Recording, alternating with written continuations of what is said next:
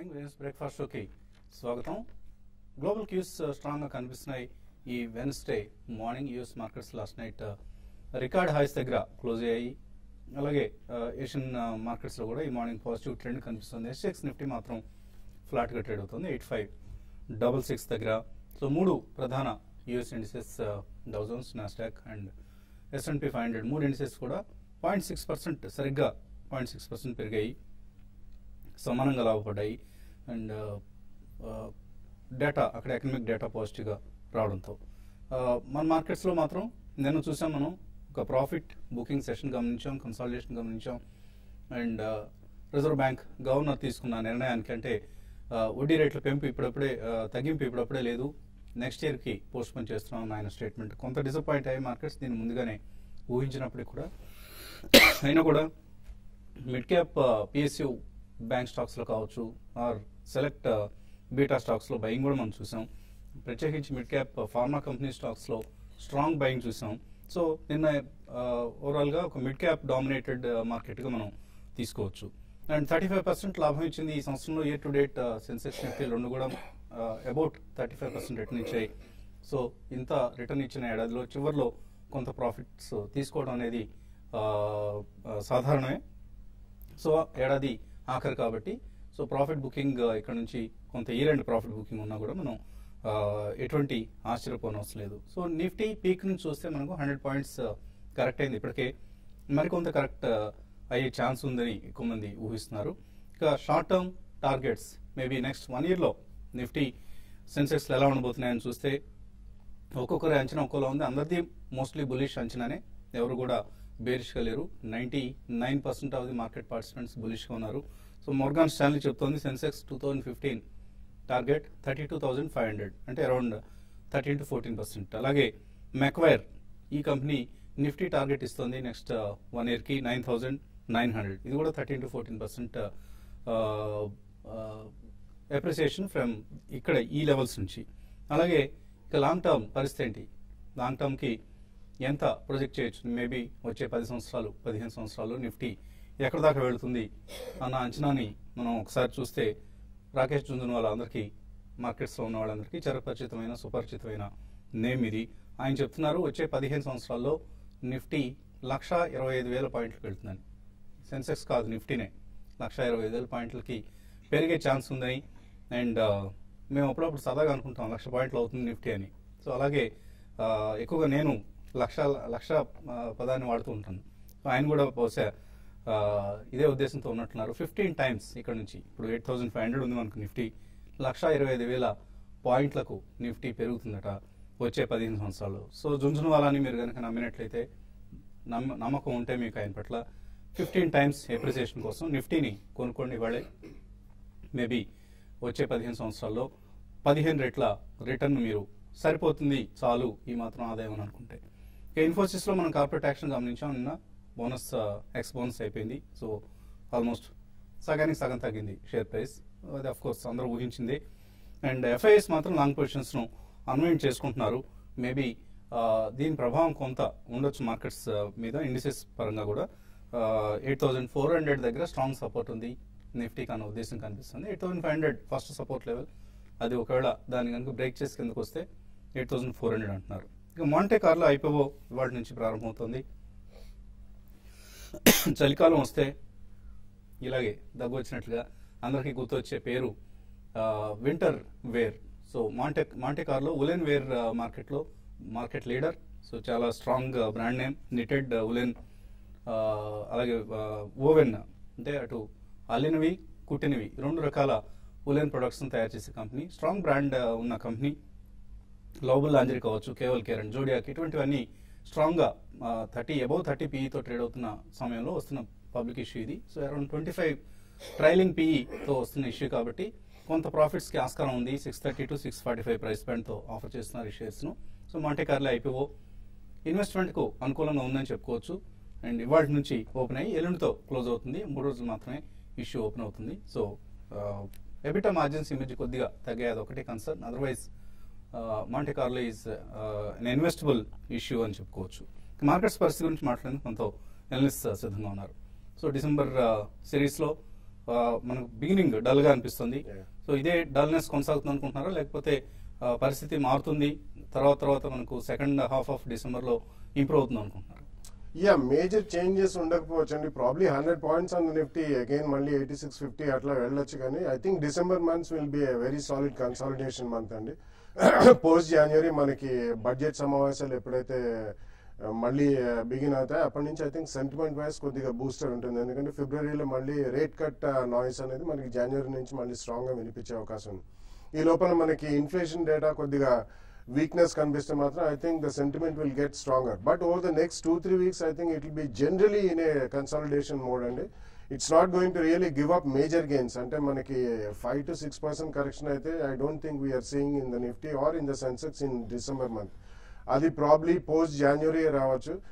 In my opinion, this month should be used, especially meer mention chesinattu ninna RBI policy వచ్చిన తర్వాత interest rate cut absolute status quo maintain చేసిన తర్వాత కూడా most of the private sector banks, PSU banks, private sector banks అన్ని కూడా like Axis bank, ICICI bank, Kotak bank, even smaller banks like Karnataka bank, city union bank, Lakshmi Vilas అన్ని కూడా బాగా పెరిగాయండి. So in my opinion financials have a very strong future అండి. And even non banking financial services companies, housing finance companies, definitely I think one should buy at the first price point. Major corrections gurinchi wait cheyadandi. And almost 18,500 దగ్గర కూడా BS Bank X కూడా ఉందని చాలా మంది I think they are avoiding bank stocks also. That's not the case. You should buy at the first price point. Similarly, interest sensitives కూడా January, February నుంచి they'll start performing again. So in my opinion, next 2-3 weeks should be used to buy good stocks in good sectors at the first price point. So 1,25,000 by 2030 Nifty ఇది expectation Rakesh Jhunjhunwala. So మీరు కూడా అటువంటి bullish అంచనాతో ఉన్నారా, లేకపోతే సహజంగానే మీకు ఉండే బేరిష్ అంచనాతో ఉన్నారా?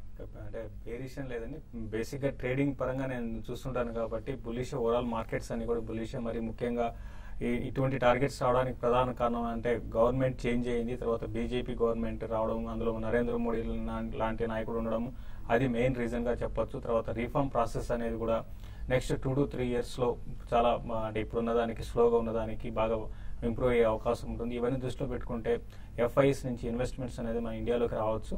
కాబట్టి దీని దృష్టిలో పెట్టుకుని జుంజున్వాలా గారు మనకి 1 lakh పైన నిఫ్టీ వెళ్ళొచ్చు అని చెప్పారు. డెఫినెట్ గా వెళ్ళడానికి అవకాశం ఉంటుంది. కాకపోతే టార్గెట్స్ ఇంతనే మనం చెప్పలేము, మరీ లాంగ్ టర్మ్ లో కూడా చెప్పలేము. కాబట్టి ఓవరాల్ ట్రెండ్ పరంగా చెప్పాలంటే నెక్స్ట్ 4 to 5 years అంటే బీజేపీ గవర్నమెంట్ ఉన్న రోజులు మాత్రం డెఫినెట్ గా మార్కెట్స్ అనేది చాలా స్ట్రాంగ్ గా ఉంటాయి. కాబట్టి బై అండ్ డిప్స్ అని చెప్పొచ్చు. డిప్స్ అంటే లాస్ట్ మనకి 2-3 రోజులుగా చూసాము, మన నిఫ్టీలో ఒక 100 పాయింట్స్ దాకా హై నుంచి కరెక్ట్ కావడం చూసాము. కాబట్టి ఇటువంటి డిప్ ని యూజ్ చేసుకుని ఇన్వెస్ట్మెంట్ కోసం ఇన్వెస్ట్ చేసుకోమని చెప్తాను. తర్వాత ఇంకా ఈ రోజు మార్కెట్ విషయానికి వస్తే ఈ రోజు మార్కెట్ కొంచెం ఫ్లాట్ గా ఉంటుంది. నిన్న క్రెడిట్ పాలసీ తర్వాత మార్కెట్స్ కొంత నెగిటివ్ గా తీసుకున్నాయని చెప్పొచ్చు. అయితే బ్యాంకింగ్ స్టాక్స్ లో మాత్రం లార్జ్ క్యాప్ లో సెల్లింగ్ ఉన్నా కూడా మిడ్ క్యాప్ బ్యాంకింగ్ స్టాక్స్ దాదాపు అన్ని స్టాక్స్ కూడా 2 to 3%, ఈవెన్ కొన్ని అయితే 5 to 6% కూడా పెరగడం చూసాము. కాబట్టి వాటిలో నెక్స్ట్ 2-3 రోజుల కోసం లాంగ్ పొజిషన్స్, ఈవెన్ 1 week కోసం పొజిషన్ ట్రేడర్స్ ఎవ్రీ డిప్లో లాంగ్ పొజిషన్ తీసుకోమంటాను. తర్వాత ఈ రోజు కొంత మెటల్ కౌంటర్స్ లో సెల్లింగ్ అనేది రావచ్చు. లాస్ట్ నైట్ బేస్ మెటల్స్ దాదాపు అన్ని కూడా 2 to 3% కరెక్ట్ కావడం చూసాము. కాబట్టి బేస్ మెటల్స్ హిండాల్కో లాంటి స్టాక్స్, తర్వాత జిందాల్ స్టీల్ అండ్ పవర్ కూడా హైయర్ లెవెల్లో సెల్ చేసుకోవచ్చు. ఈవెన్ టాటా స్టీల్ కూడా సెల్ చేసుకోవచ్చు. అయితే F&O కానీ చూస్తే కొన్ని కౌంటర్స్ లో నిన్న స్ప్లిట్ అయిన మనకి ఇన్ఫోసిస్ లో షార్ట్స్ బిల్డ్ కావడం చూసాము. తర్వాత గెయిల్ కూడా షార్ట్స్ బిల్డ్ అయ్యాయి. కాబట్టి 2 కౌంటర్స్ ఎవరి ర్యాలీలో ఎవరైనా లాంగ్ పొజిషన్స్ ఉంటే మాత్రం ఎగ్జిట్ కమ్మంటాను. బ్యాంక్ నిఫ్టీ కొంచెం సైడ్ వేస్ లో ఉంటుంది. ఎవరైతే లాంగ్ పొజిషన్స్ ఉన్నారో బ్యాంక్ నిఫ్టీలో హోల్డ్ చేయండి. వచ్చే కొద్ది రోజుల్లో కొంత 100-150 పాయింట్లు బ్యాంక్ నిఫ్టీ కిందకు వచ్చినా కూడా మళ్ళీ బ్యాంక్ నిఫ్టీ మళ్ళీ రికవరీ అయ్యే అవకాశం ఎక్కువ ఉందండి. సో గత 12 నెలల్లో Rakesh Jhunjhunwala the big bull or ace investor అని అంటూ ఉంటారు. ఆయన్ని గంటకు 35 లక్షల రూపాయలు సంపాదించారు మార్కెట్లో ఇన్వెస్ట్ చేసింది మొత్తం మీద. సో గంటకు 35 లక్షల రూపాయలు మనం ఏడాది మొత్తం కూడా సంపాదిస్తాం లేదో డౌట్ఫుల్. సో ఆయన గంటకి 35 లక్షలు సంపాదించారు. And using a perfect instrument అట. ఆయన మాటలో చెప్పాలంటే నేనేదో నిఫ్టీలోనో ఇంకో దానిలోనో ఇన్వెస్ట్ చేశాను కాదు, I used Narendra Modi as the perfect instrument అంటున్నాడు. సో నరేంద్ర మోడీ మీద ఆయన చాలా రాత్రి ఒక బిజినెస్ ఛానల్లో వచ్చాయి CNBCలో. ఆయన ఇంటర్వ్యూ గమనిస్తే చాలా చాలా బులిష్గా, ఆఫ్ కోర్స్ ఆయన కాంగ్రెస్ పార్టీ ద్వేషగా కూడా కనిపిస్తున్నారు ఇంకా ఇంటర్వ్యూని బట్టి చూస్తే. సో ప్రైమ్ మినిస్టర్ మోడీ ఈ దేశాన్ని సమూలంగా మార్చగలిగే శక్తి నరేంద్ర మోడీకి ఉంది అంటూ ఆయన చెప్తున్నారు. మేబీ పెద్ద ఇన్వెస్టర్ కాబట్టి ఆయన మాటలు కొంత వాల్యూ ఉంటుంది. అలాగే ఈ సమయంలో ఏం కొనాలి మరి? 1,20,000 అవుతుంది నిఫ్టీ అని అనుకుంటే ఏవో ఒక స్టాక్స్ లో మనం ఇన్వెస్ట్ చేయాల్సిన అవసరం ఉంటుంది. నిఫ్టీలో చేస్తే well and good. Otherwise small cap stocks కొన్నిటిని మ్యూచువల్ ఫండ్స్ బిలీవ్ చేస్తున్నాయి. ఆ స్టాక్స్ లిస్ట్ ఇవాళ ఎకనామిక్ టైమ్స్ లో ఇచ్చారు. Atul auto, so Atul auto 554 rupees current market price. అలాగే Deccan cements 369 rupees current price. Mayur uniquoters 429 rupees. Rane holdings 677 rupees. Shakti pumps 205 రూపాయల దగ్గర దొరుకుతుంది కంపెనీ. టీఆర్ఎఫ్ 387 రూపీస్ దగ్గర దొరుకుతుంది. సో ఇవన్నీ కూడా 3 అంకెల్లో పెరుగుతున్న ఇప్పటికే ట్రేడ్ అవుతున్న కంపెనీస్ ఇవి 3 అంకెల ధర దగ్గర. అయినా కూడా ఇప్పటికి కూడా ఇంకా ఫండ్స్ బులిష్ గా ఉన్నాయి. ఎప్పటికప్పుడు కొత్త పొజిషన్స్ తీసుకుంటున్నారన్న అంచనా మార్కెట్స్ పరంగా ఇవ్వడం జరిగింది ఎకనామిక్ టైమ్స్ పత్రికలో. సో ఈ స్టాక్స్ ను మీ పోర్ట్ఫోలియోస్ లో కొద్దిగా అయినా యాడ్ చేసుకోవచ్చు. అన్ని కూడా fundamentally good companies, there is no doubt in that. Callers line ఉన్నారు. ఫస్ట్ కాలర్ దశరథ్ హైదరాబాద్ నుంచి. Hello sir. అరే అండి దశరథ్. సార్ నేను కావేరీ సీడ్స్ తీసుకున్నా సార్. 950 దగ్గర తీసుకున్నా సార్ కొన్ని 50 షేర్లు. ఒక 50 షేర్లు 930 దగ్గర తీసుకున్నా సార్. ఓకే. దాని పరిస్థితి ఏంటి సార్? ఇప్పుడు తగ్గిపోయింది బాగా. తగ్గిన పర్లేదండి. It's fundamental strong company. కొద్దిగా ఈ మధ్య ప్రమోటర్స్ ఏవో షేర్లు అమ్మారన్న వార్తలతో తగ్గింది. అదర్వైజ్ ఫండమెంటలీ ఎటువంటి మార్పులు లేవు ఈ కంపెనీ సంబంధించి. కావేరీ సీడ్స్ బేసిక్లీ అంటే వాళ్ళు they are making a foray into food processing అండి. ఆల్మోస్ట్ 1000 acres లో. అండ్ ప్రైవేట్ ఇన్వెస్ట్మెంట్స్ పడుతున్నారు, నాట్ త్రూ కావేరీ సీడ్స్. అది గతంలో వాళ్ళు ఒక స్టేట్మెంట్ కూడా ఇవ్వడం జరిగింది. డెఫినెట్లీ ఈ ఇయర్ మాన్సూన్ బాగున్నకపోయినా కానీ వాళ్ళు they have increase their percentage sales in cotton seeds అండి. And they are one of the finest seed companies listed in India. So ఈ కారణం మూలన కొద్దిగా పడ్డా కానీ మీరు ఏం భయపడాల్సిన అవసరం లేదండి. Next year reasonably good monsoon ఉంటే మాత్రం they will do extremely well. So you should hold on to the share. In fact నిన్న బిజినెస్ లైన్ లో ఒక అగ్రి కంపెనీస్ 5 కంపెనీస్ ను రివ్యూ చేస్తూ ఒక ఫుల్ పేజ్ ఐటమ్ కూడా ఇచ్చారు. సో అందులో కూడా Kaveri seeds is one of the companies agri companies లో పొటెన్షియల్లీ బెస్ట్ కంపెనీస్ అన్న అంచనాతో ఉన్న కంపెనీ. సో డెఫినెట్గా హోల్డ్ చేయండి. గణపతి హైదరాబాద్ నుంచి. హలో హలో హలో అడగండి గణపతి. సార్ నమస్కారం అండి. నమస్తే, అడగండి త్వరగా. దివాన్ హౌసింగ్ ఫైనాన్స్ లిమిటెడ్ తీసుకోవచ్చు. దివాన్ హౌసింగ్ ఎంతకాలం హోల్డ్ చేస్తారు? దివాన్ హౌసింగ్ ఫైనాన్స్ అండి. ఎంతకాలం కోసం అడుగుతున్నారు మీరు? షార్ట్ టర్మ్ కోసమా? ఓకే, నేను టీవీ చూస్తూ మాట్లాడుతున్నారు, అది సమస్య. దివాన్ హౌసింగ్ ఫైనాన్స్ డెఫినెట్ గా మీరు ఆల్రెడీ బై చేస్తుంటే మాత్రం హోల్డ్ చేసుకోండి. మంచి అప్ ట్రెండ్ లో కొనసాగుతున్నాయి. మరీ ముఖ్యంగా హౌసింగ్ ఫైనాన్స్ అనే స్టాక్స్ అని కూడా బాగా పెరుగుతున్నాయి. ప్లస్ నెక్స్ట్ ఇయర్ నుంచి అంటే ఒక 1 month 1.5 month లో ఇంట్రెస్ట్ రేట్స్ కూడా తగ్గే అవకాశం ఉంటుంది. ఇవన్నీ కూడా చాలా పాజిటివ్ అంశాలండి. మీరు హోల్డ్ చేయండి. 420 కానీ క్రాస్ అయిందంటే అరౌండ్ 480-500 రూపీస్ దాకా రావచ్చు అండి. మరిన్ని కాల్స్ అలాగే అఫ్ కోర్స్ మెయిల్స్ కూడా తీసుకోబోయే ముందు కాసేపు ప్రకటన.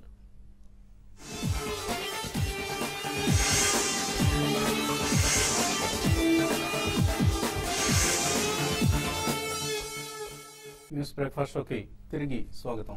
ఓసిటిఎల్ ఆయిల్ కంట్రీ ట్యూబ్లర్ లిమిటెడ్ ఈ కంపెనీ మనందరికీ తెలిసిన కంపెనీ, లిస్టెడ్ కంపెనీ కాబట్టి. సో ఓసిటిఎల్ ఇప్పుడు హైదరాబాద్ స్థావరంగా, అంటే నార్కట్పల్లి, హైదరాబాద్ సమీపంలో నార్కట్పల్లి స్థావరంగా తన కార్యకలాపాలు సాగించే కంపెనీ ఇది. ఈ కంపెనీ ఇప్పుడు హైదరాబాద్ నుంచి ఆంధ్రప్రదేశ్కు, అంటే తెలంగాణ నుంచి ఆంధ్రప్రదేశ్కు తన కార్యకలాపాలను తరలించే ప్రయత్నం ఉంది. ఎందుకంటే కొంతమంది అక్కడ పనిచేసే సిబ్బంది యూనియన్గా చేరి మేనేజ్మెంట్ వేధిస్తున్నట్లుగా ఆరోపిస్తుంది మేనేజ్మెంట్. సో ఈ యూనియన్గా ఎవరైతే వ్యక్తులు కొంతమంది యూనియన్గా ఫామ్ అయ్యి దీన్ని నిర్వహించాలనుకుంటున్నారో ఆ యూనియన్ని, వాళ్ళు టీఆర్ఎస్తో తమకు ఎఫిలియేషన్ ఉంది అని కూడా చెప్పుకుంటున్నారట. సో ఇదంతా కూడా ఒక పారిశ్రామిక పరంగా అశాంతిని సృష్టించే సంఘటనలు ఇవన్నీ కూడా. సో టీఆర్ఎస్ ప్రభుత్వం, ఇప్పుడు అధికారంలో ఉన్న కేసీఆర్ ప్రభుత్వం ఇటువంటి వాటికి ఫుల్ స్టాప్ పెట్టాలి. లేకపోతే ఇది ఈ మరిన్ని కంపెనీస్ కన్నా స్ప్రెడ్ అయితే తెలంగాణలో పారిశ్రామిక అభివృద్ధికి విఘాతం కలుగుతుంది. ఒక బెస్ట్ పాలసీని, ఇండస్ట్రియల్ పాలసీని మేము ప్రవేశపెట్టామంటూ కేసీఆర్ చెప్పుకుంటున్నారు. దాంతోపాటు ఇండస్ట్రియల్ అన్రెస్ట్ లేకుండా, ఎటువంటి కంపెనీల్లో ఎటువంటి లేబర్ అశాంతి లేకుండా చూడాల్సిన బాధ్యత కూడా ప్రభుత్వం మీద ఉంటుంది. సో ఎవరైతే అక్కడ ఆ కంపెనీకి సంబంధించి కొంత అశాంతిని, అల్లకల్లోలను సృష్టిస్తున్నారో వారిని కంట్రోల్ చేయాల్సిన బాధ్యత కూడా ఉంది. ఆఫ్ కోర్స్ మేనేజ్మెంట్ వర్షన్లో ఎంతవరకు నిజం ఉందన్నది కూడా విచారించాల్సిన పరిస్థితి కూడా ఉంది. సో ఇది ఏమైనా ఇటువంటి సంఘటన జరగకుండా కంపెనీలు ఇక్కడ నుంచి మరొక రాష్ట్రానికి తరలిపోకుండా చూసుకోవాల్సిన బాధ్యత కేసీఆర్ ప్రభుత్వం మీద ఉంది. కాలర్ లైన్ ఉన్నారు, రామకృష్ణ. హలో హలో, అడగండి రామకృష్ణ గారు. నేను ఎస్బీఐ గురించి కరెంట్ రేట్ లో ఇన్వెస్ట్ చేయొచ్చండి? ఎస్బీఐ ఎంతకాలం కోసం అడుగుతున్నారు మీరు? ఎంతకాలం హోల్డ్ చేస్తారు? లాంగ్ టర్మ్ అండి, సంవత్సరం 2 సంవత్సరాలు అయినా. సంవత్సరం 2 సంవత్సరాలు హోల్డ్ చేస్తారు. ఎస్బీఐ తీసుకోవచ్చా ఇక్కడ? యా, డెఫినెట్లీ తీసుకోవచ్చండి. ఓవరాల్ బ్యాంకింగ్ లో it's the leader and number 1 bank in terms of size and spread and XYZ. So SBI definitely happens to be one of the best bets. And next 1 or 2 years లో వాళ్ళు associate banks of SBI కూడా అందులో విలీనం చేసే ప్రక్రియ చేపడతామని చెప్పి వాళ్ళు మేనేజ్మెంట్ వాళ్ళు కూడా చెప్పడం జరిగింది. Definitely it's a very strong bank. కొద్దిగా 1 or 2 quarters లో మొత్తం NPA ఇష్యూస్ కూడా I think they will be able to address. Definitely you can buy at the first price point now అండి. కృష్ణా జిల్లా నుంచి రమా లైన్ ఉన్నారు. హలో హలో ఓకే అడగండి రమా. నమస్తే అండి. పర్సిస్టెంట్ టోరెంట్ ఫార్మా తీసుకున్నానండి. పర్సిస్టెంట్ 485 లో. ఓకే, రెండు ప్రాఫిట్ లోనే ఉన్నాను. 10 years వరకు ఉంచుకోవచ్చు అండి. కొత్త కొనుక్కోవాలంటే మీరు ఎట్లా తీసుకోమంటారు? టొరెంట్ ఫార్మా డెఫినెట్ గా మీకు హోల్డ్ చేసుకోవచ్చు అండి. చాలా స్ట్రాంగ్ ఫండమెంటల్స్ ఉన్న కంపెనీ అని టొరెంట్ గ్రూప్ చెందింది. రీసెంట్ గా బాగా పెరిగింది, ప్లస్ మొన్న రిజల్ట్ కూడా చాలా బాగా వచ్చాయని చెప్పొచ్చు. డెఫినెట్ గా మీరు టొరెంట్ ఫార్మాని మీరు లాంగ్ టర్మ్ ఉద్దేశంతో మీరు తీసుకోవచ్చు. తర్వాత పర్సిస్టెంట్ కూడా చూసే, ఇది కూడా రీసెంట్ గా డబల్ అయిపోయిందండి స్టాక్ కూడా. ఇది కూడా ఫండమెంటల్స్ చాలా స్ట్రాంగ్ ఉన్నాయి. రెండు కూడా లాంగ్ టర్మ్ ఇన్వెస్ట్మెంట్ కోసం డెఫినెట్ గా హోల్డ్ చేయండి. 1.5 year హోల్డ్ చేస్తే ఇప్పుడున్న లెవెల్స్ కల్లా మంచి అప్ అండ్ వచ్చి మంచి రిటర్న్ రావడానికి అవకాశం ఉందండి. గురుప్రతాప్ రెడ్డి ఏలూరు నుంచి తర్వాత caller. Hello good morning sir. Morning అండి. ఇందాక మీరు రాకేష్ జింజన్వాల ఇంటర్వ్యూ గురించి ప్రస్తావించారు. అవునండి. నేను కూడా 1994 లో LIC హౌసింగ్ ఫైనాన్స్ 12 రూపీస్ లో తీసుకోవడం జరిగిందండి. ఇవాళ అది ఆల్మోస్ట్ 400 అయింది. సో అసెట్స్ కింద ఇవి లాంగ్ టర్మ్ కోసం అలా ఉంచుకోవచ్చా? తర్వాత ఈ మీరు చెప్పిన కొత్త IPO గురించి మన బాలా గారి వివరాలు కొంచెం తెలియజేయమనండి సార్. అలాగే TVS మోటార్స్ టెక్నికల్ గా ఎలా ఉంటుంది? So LIC housing finance hold చేయొచ్చా? డెఫినెట్ గా అండి, there is no doubt about it at all. ఎందుకంటే LIC housing finance is the second biggest housing finance company.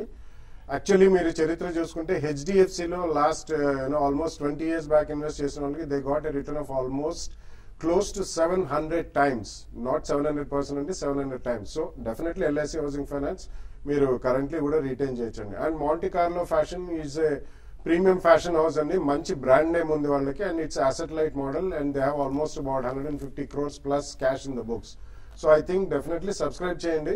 Reasonably కొద్దిగా హై ప్రైస్ లా కనిపించినా కానీ because of the brand value దానికి premium అనేది ఉంటుందండి. కానీ లిస్టింగ్ గెయిన్ స్ట్రాంగ్ గా వచ్చి మీకు అలాట్మెంట్ వస్తే మాత్రం స్వల్పంగా ప్రాఫిట్ బుక్ చేయండి.